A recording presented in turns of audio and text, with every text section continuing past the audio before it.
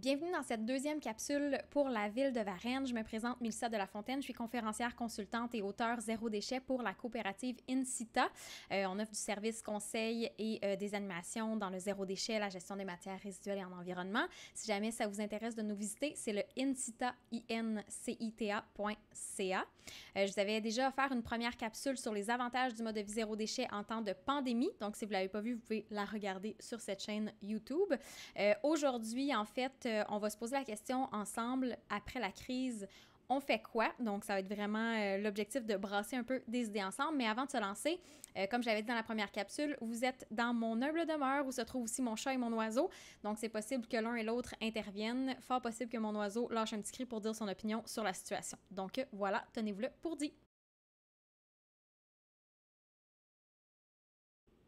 Avant de se lancer dans la capsule vidéo, je vais juste expliquer un peu le cadre dans lequel je vais faire cette vidéo qui va être un petit peu plus explosif que la précédente, c'est-à-dire que l'objectif, ça va être de brasser des idées ensemble. Donc, je vais tenter de semer des graines pour amener des réflexions par la suite parce qu'en fait, je me suis rendu compte que quand on adopte un mode de vie zéro déchet, vient un moment où on frappe un mur avec la structure dans laquelle on vit qui n'est pas construite pour un mode de vie zéro déchet. Donc, l'idée, c'est vraiment de remettre en question cette structure-là qui, en ce moment, en temps de crise, montre toutes ses failles. Donc, si on ne veut pas retourner dans cette structure-là pour retrouver finalement les mêmes problèmes qu'on est en train d'affronter, il va falloir avoir une réflexion plus globale. Donc, l'objectif de cette très courte capsule, quand même, c'est vraiment de provoquer des idées pour que vous ayez vos propres réflexions sur le sujet après. La raison pour laquelle c'est important, en fait, de se poser des questions sur notre structure, c'est que la crise sanitaire qu'on est en train de vivre actuellement est vraiment un effet secondaire de la crise climatique. Donc, il va vraiment falloir adresser nos enjeux environnementaux pour pouvoir éviter de se retrouver dans la même situation qu'on est actuellement dans très peu de temps, finalement. Comme la crise climatique est aussi due à notre relation très débalancée avec la nature, parce que l'humain utilise la nature comme étant ancienne, comme si on avait des ressources inépuisables, on déforeste un peu partout, et on est en train de détruire les habitats naturels des animaux sauvages. Puis c'est cette destruction-là qui fait que les animaux sauvages se retrouvent sans habitat, puis vont devoir migrer, se déplacer, puis ça va créer des contacts entre les animaux sauvages, les animaux domestiques et l'humain finalement. Donc, il y a des virus qui normalement ne restaient que dans un bassin d'animaux sauvages qui soudainement se retrouvent avec un nouvel hôte qui est l'humain, parce qu'il y a un contact qui se fait entre les deux.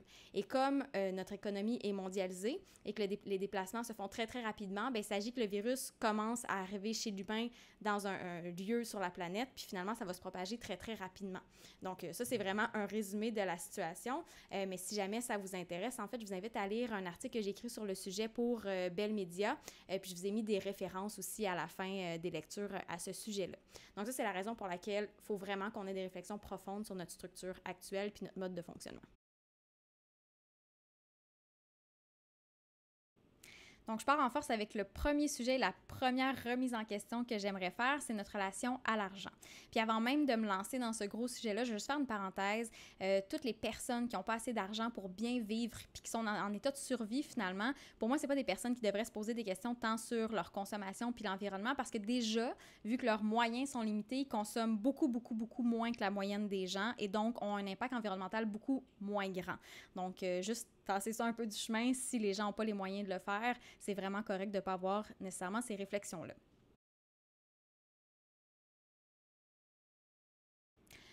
Un de nos premiers problèmes, je pense, par rapport à notre relation à l'argent, c'est à quel point on a été élevés comme des bons consommateurs, mais pas nécessairement comme des bons citoyens. Donc, on a comme appris dès notre jeune âge que faire un bon coup, c'est acheter quelque chose pour le plus bas prix possible, donc faire les plus grandes économies possibles. Mais quand on fait ça, en fait, par exemple, si on achète un T-shirt à 5 $ au magasin, ce qu'on oublie de se demander, si c'est réellement possible que de faire ce T-shirt-là planer jusqu'à nous ait réellement pu coûter 5 $. La réponse est assez claire, c'est pas possible de faire un T-shirt à 5 $ à l'autre bout du monde avec tous les matériaux que ça prend, la main-d'œuvre que ça va prendre aussi, puis le transport. Donc, si on n'est pas en train de payer le coût entier de ce T-shirt-là, par exemple, c'est qu'il y a des coûts qui sont externalisés. Donc, on appelle ça l'externalisation des coûts. Donc, souvent, il y a deux types d'externalisation des coûts. Le premier est environnemental, c'est-à-dire que, par exemple, cette entreprise-là, pour éviter des coûts, va créer de la pollution et ne va pas payer le coût de cette pollution-là. Et donc, c'est l'environnement et toute la biodiversité et même l'humanité qui va payer de cette pollution-là, qui va être en fait des contaminants qui vont être relâchés dans l'environnement. Donc, ça, c'est un premier type d'externalisation des coûts. Un deuxième, c'est en fait, c'est les employés, les gens qui travaillent, par exemple, dans ces entreprises-là, qui vont être sous-payés, qui vont avoir des conditions de travail de misère. Donc, ça permet de faire des économies pour les entreprises et donc de vendre le T-shirt moins cher, mais finalement, le coût social est vraiment énorme. Donc, quand on ne paye pas l'entièreté de la valeur d'un objet, c'est qu'il y a des coûts qui sont externalisés que quelqu'un d'autre est en train de payer à notre place.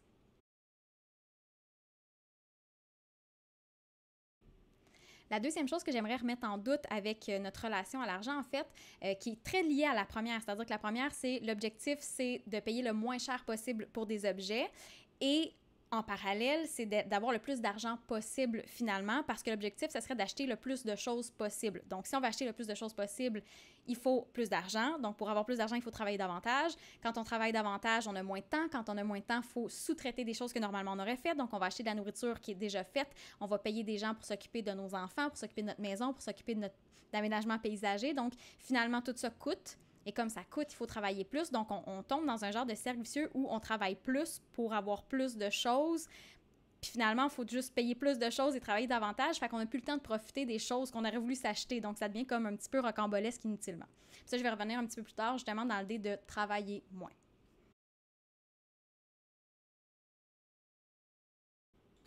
Le troisième point que je veux aborder par rapport à notre relation à l'argent, c'est toute notre relation à la publicité. La publicité qui est clairement créée pour nous inciter à acheter des choses dont on n'a pas besoin, parce que s'il n'y avait pas de publicité, vous iriez au magasin seulement pour acheter des choses que vous avez besoin, donc clairement dans la vie, vous vous êtes rendu compte que c'est un besoin, alors que là, en étant en contact avec une publicité, vous créez finalement un besoin de quelque chose que vous n'avez pas. Puis la publicité existe pour notre système économique qui nécessite une croissance économique infinie. Donc, on a besoin que les gens, pour que le système économique actuel fonctionne, achètent de plus en plus pour qu'il y ait une croissance. C'est pourquoi il y a de la publicité pour vous inciter à consommer davantage. Et ça nous amène au prochain point.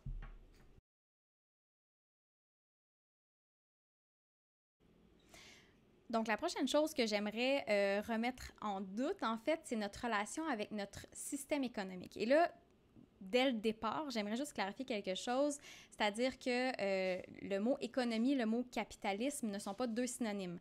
L'économie, c'est le système dans lequel on fait des échanges, finalement financiers, des échanges de biens, et le capitalisme, c'est le système économique dans lequel on fonctionne aujourd'hui. Et le système capitaliste, en fait, ce qu'il demande, c'est qu'il y ait une croissance économique à l'infini. Donc, on doit toujours croître à chaque année, donc consommer davantage pour pouvoir avoir un système fonctionnel, sinon on tombe en récession économique. Et ça cause plusieurs problèmes parce que la croissance, à la base, est calculée sur le PIB. Donc, le PIB de chaque pays, par exemple, c'est chaque échange d'argent va faire augmenter le PIB. Donc, si, par exemple, on vend beaucoup de pétrole au Canada, mais ça va faire augmenter le PIB, même si dans les faits, ça va polluer davantage, donc ça va être néfaste pour l'environnement. À l'inverse, du travail, par exemple, bénévole pour aider des gens, comme il n'y aura pas eu d'échange économique, ne va pas faire augmenter le PIB, même si, en quelque part, ça l'aide la société, puis ça l'aide à aller vers un monde qui est meilleur. Donc, l'augmentation du PIB, donc de la croissance économique, n'est pas calculée sur des choses qui sont nécessairement bénéfiques pour l'humain ou pour l'environnement. Le problème flagrant avec une croissance économique à l'infini, c'est qu'en fait, on vit sur une planète qui, elle, est finie. Donc, les ressources qu'on a sont limitées. Puis, on frappe déjà un mur, en fait, parce que tout ce qu'on consomme en une année, finalement, est beaucoup plus grand que ce que la planète peut elle-même régénérer ou absorber en termes de pollution. Donc, si on reste dans ce paradigme-là, puis cette structure-là de croissance à l'infini, on frappe nécessairement un problème qui s'appelle, en fait, la crise climatique. Une des solutions, en fait, qui est proposée pour pallier à notre problème de ressources qui sont limitées, c'est la technologie. Il y a beaucoup de personnes qui se disent que la technologie, on ne sait pas encore, mais on va inventer quelque chose qui va faire que ça va nous sauver, puis on devient de plus en plus efficace dans notre consommation d'énergie. Donc, par exemple, les voitures consomment moins d'énergie qu'auparavant pour pouvoir fonctionner. Donc, cette réduction-là de consommation d'énergie puis de ressources va nous permettre de finalement continuer à consommer davantage, mais en utilisant de moins en moins de ressources puis d'énergie. Puis ce qu'on se rend compte, en fait, c'est que quand on fait ça, il y a un effet rebond qu'on appelle qui arrive. Donc, comme les choses deviennent plus efficaces à produire, l'effet, c'est qu'on en consomme davantage. Donc, globalement, on consomme davantage, même si individuellement, chaque item va consommer moins d'énergie puis moins de ressources. Donc, puis ça, c'est justement mon exemple favori, c'est les voitures. Elles sont devenues de plus en plus efficaces, mais elles sont devenues aussi de plus en plus grosses. Puis on en consomme en nombre aussi beaucoup plus qu'avant. Donc finalement, globalement, notre consommation de voitures est plus énergivore et prend plus de ressources qu'auparavant, même si elles sont rendues plus efficaces. Donc de se fier sur les technologies pour dire que finalement on va se sauver de la crise climatique, pour moi, c'est vraiment pas l'avenue à entreprendre.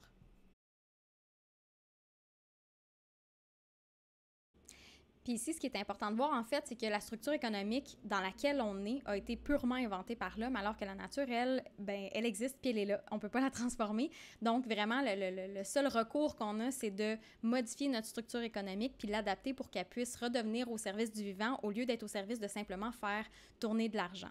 Et là, c'est un peu difficile parce qu'on a comme l'impression que la seule chose qui existe, c'est la structure économique actuelle dans laquelle on est parce qu'on a grandi dedans puis on a l'impression que c'est la seule option. Mais dans les faits, il y a eu plusieurs autres types de structures économiques par le passé. Puis celle qui est actuelle peut encore être appelée à changer finalement puis à se modifier.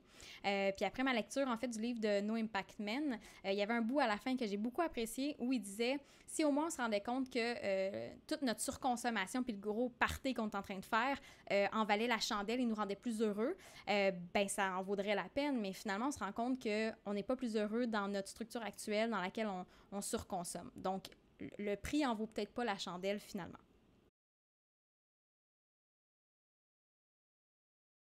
Une autre solution qui est proposée, qui pour moi me paraît beaucoup plus intéressante, mais effectivement va nécessiter qu'on repense notre structure économique parce que dans la structure actuelle, évidemment, ça ne fonctionnerait pas, mais c'est une idée de décroissance finalement. Donc de se dire que contrairement à ce qu'on vise actuellement, donc une croissance infinie, mais de dire que tranquillement, on va décroître jusqu'à atteindre un plateau où on atteindra un équilibre entre ce que la planète peut nous offrir en termes de ressources, d'énergie et de capacité d'absorption de pollution, puis notre niveau de vie finalement.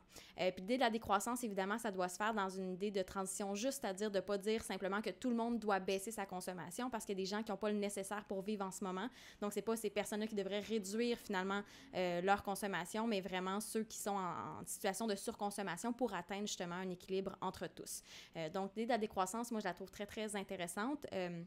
Si jamais ça vous intéresse, je vous invite à regarder le dossier que RAD, donc, qui est une branche de Radio-Canada, a créé sur ce sujet-là. Il y a plusieurs clips, finalement, pour expliquer c'est quoi la décroissance et des solutions proposées. Justement, des solutions, c'est de dire qu'on travaillerait moins. Donc, si on travaille moins, on a plus de temps, donc on consomme moins. Puis ça nous permettrait justement de décroître tranquillement. Donc, ça, pour moi, c'est une avenue qui me paraît super intéressante.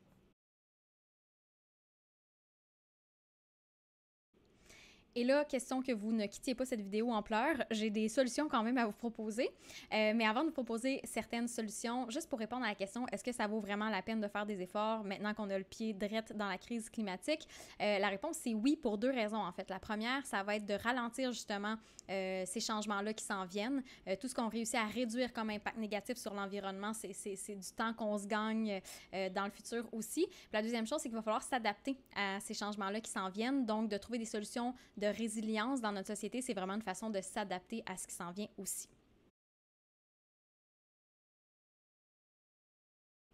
La première solution que je vous propose, puis celle sur laquelle je travaille depuis le plus longtemps, c'est en fait l'impact que vous pouvez avoir dans vos habitudes de vie individuelles. Donc, par exemple, adopter un mode de vie zéro déchet, mais tout ce qui est vraiment consommer moins, consommer davantage usagé, biologique, de saison, local, végétarien, végétalien, tout ce que vous pouvez faire finalement pour avoir un impact environnemental moindre du côté individuel. Non seulement ça va avoir un impact sur le long terme, sur les années, ce que vous allez faire, mais ça va sûrement inspirer aussi votre entourage qui pourrait eux-mêmes adopter des meilleures habitudes. Puis en groupe, ce que ça fait, c'est qu'on fait une certaine pression sur la structure actuelle pour qu'elle change puis qu'elle réponde plus à ces modes de vie finalement. Et déjà, tout ce qu'on n'achète pas, par exemple, quand on décide de boycotter des grandes multinationales qui, par exemple, sont pas respectueux des droits des travailleurs ou de l'environnement, ben c'est tout autant d'argent qu'on leur envoie pas pour continuer leur activité. Donc, oui, à l'échelle individuelle, ça peut avoir l'air un petit peu minuscule, mais en groupe, ça finit par avoir un impact.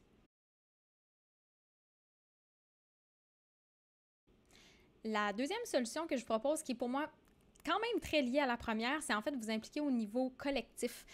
Donc, de faire partie de moyens de pression, de partir des projets qui sont collectifs, qui rassemblent, qui trouvent des solutions finalement.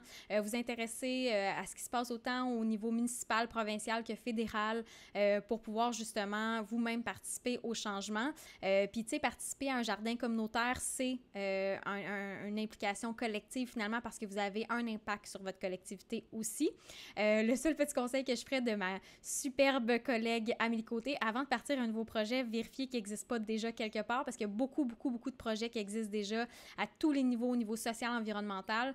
Donc, informez-vous autour de vous pour soit vous ajouter un projet qui existe déjà. Puis si jamais vous voyez que le vôtre n'existe pas, bien, vous pouvez aussi le démarrer pour vous impliquer au niveau collectif, puis vous impliquer aussi dans toutes sortes de moyens de pression pour pouvoir faire changer les choses aussi.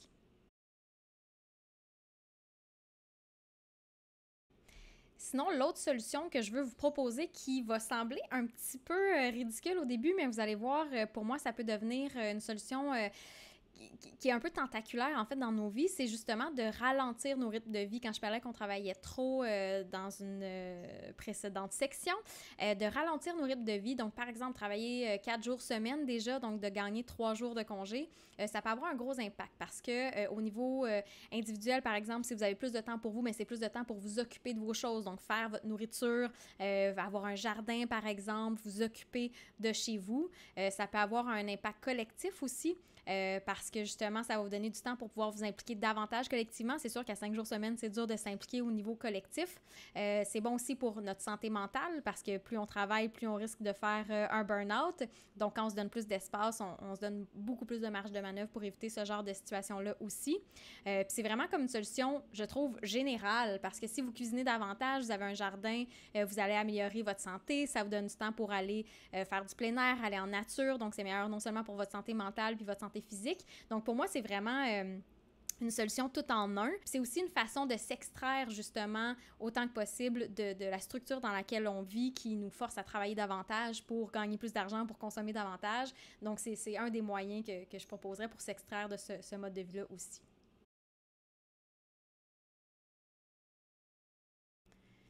Comme je viens de vous lancer plein d'idées de réflexion, un peu éparses, un peu de façon explosive, je vous propose en fait des lectures que j'ai faites ou que je suis en train de faire et que je trouve très intéressantes pour alimenter un peu les réflexions que je vous ai lancées par la tête. Puis je commencerai vraiment par une auteure que j'adore puis qui a vraiment changé ma perception du monde puis qui m'a permis de comprendre beaucoup de liens entre beaucoup de sphères de nos vies finalement. Puis c'est Naomi Klein. Donc, il y a ces derniers livres, j'ai pas eu le temps de les lire encore, je les ai, j'ai très hâte de les lire, mais je vous proposerai de commencer par lire Tout peut changer, qui est vraiment un livre super intéressant sur justement le lien entre la crise climatique, tout ce qui est politique, économique et social. Donc, une très bonne lecture. Il y a aussi Nos logos, qui est excellent. Il y a La stratégie du choc aussi, que j'aime beaucoup de cet auteur-là. Donc, plusieurs livres qui sont vraiment pertinents de Naomi Klein. Sinon, nous avons une auteure extraordinaire aussi au Québec, Laure Varidel, donc qui a écrit Acheter, c'est voter. Puis son dernier livre que je vous suggère, parce que je suis pas mal sûre qu'il est bon, même si j'ai pas eu le temps de le lire encore, c'est La transition, c'est maintenant. Fait que je vous le suggère, même si je l'ai pas lu encore. Il est sur ma pile, ça s'en vient. Sinon, si vous voulez de l'inspiration à savoir ce qui pourrait être fait finalement pour un peu être plus imaginatif dans les solutions qu'on peut appliquer, il y a Demain le Québec, qui a été écrit par la Fondation David Suzuki, qui est super intéressant. Sinon, un auteur qui m'inspire beaucoup dans mes réflexions sur la décroissance, mais encore une fois, j'ai pas eu le temps de lire son dernier livre, je vous le suggère quand même parce que je suis certaine qu'il est très intéressant.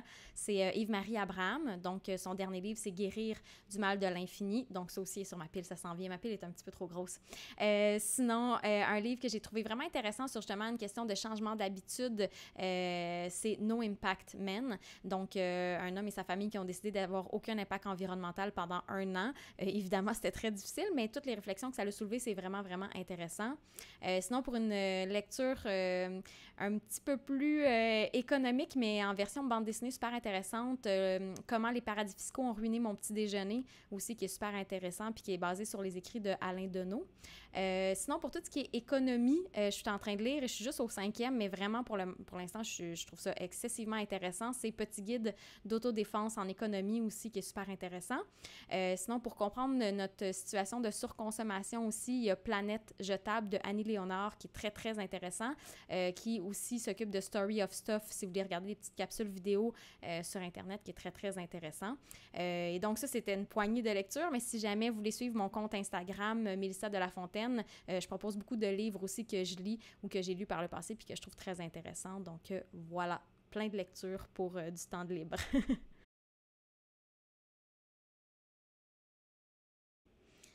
Donc, merci d'avoir été là pour la deuxième capsule. J'ai l'impression d'avoir potentiellement créé plus de questions que de réponses. Mais si je peux amener une petite réponse à la prémisse de base qui était après la crise, on fait quoi? Moi, ma réponse personnellement, ça serait un souhait profond qu'on remette en doute le paradigme dans lequel on évolue, la structure dans laquelle on évolue, parce que c'est cette structure-là finalement qui nous a amené vers la crise actuelle. J'espère donc que vous avez apprécié cette capsule et je vous souhaite une très belle journée. Salut!